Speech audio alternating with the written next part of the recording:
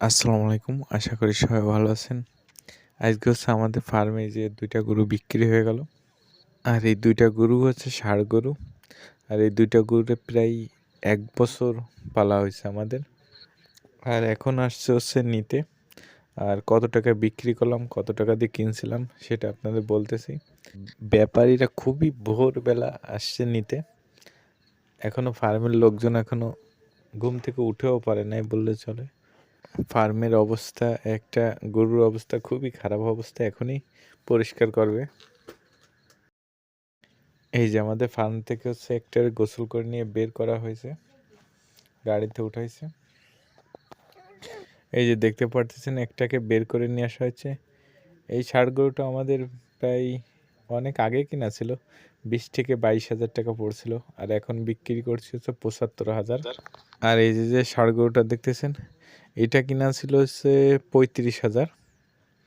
আর এখন বিক্রি হলো হচ্ছে 1 লাখ টাকা।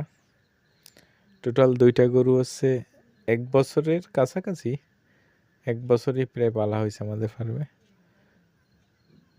টোটাল 1,75,000 টাকা বিক্রি হলো 2টা ষাঁড় গরু। আর এই 1 বছর এদের পিছনে অনেক টাকা খরচ।